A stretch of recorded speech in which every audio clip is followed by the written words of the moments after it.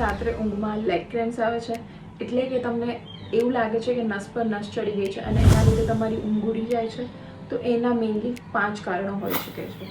પહેલું છે ડિહાઇડ્રેશન, એટલે કે તમે પૂરતું પાણી નથી લેતા શરીરમાં, ત્યારે તમને આ વસ્તુ થઈ શકે છે.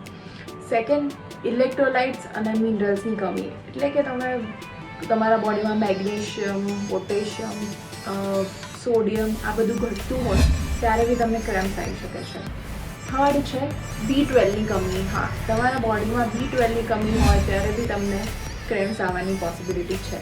ફોર્થ છે ડાયાબિટીક ન્યુરોપેથી, એટલે કે તમે લાંબા ટાઈમથી અગર ડાયાબિટીસ હોય અને જો તમને આવા ક્રેમ્પ્સ આવવાના શરૂઆત થઈ હોય તો એનું કારણ ડાયાબિટીક ન્યુરોપેથી હોઈ શકે છે.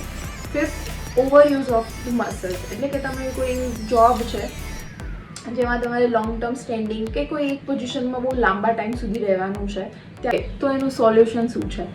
ઓબ્વિયસલી અગર તમારા બોડીમાં મિનરલ્સ અને વિટામિન તમે એના સપ્લિમેન્ટ લઈ શકો છો.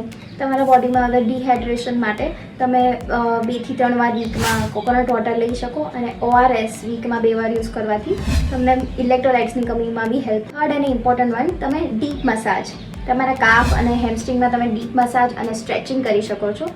દિવસમાં 2-3 વાર સ્ટ્રેચિંગ કરવાથી ક્રેમ્પ્સમાં જરૂર હેલ્પ થશે.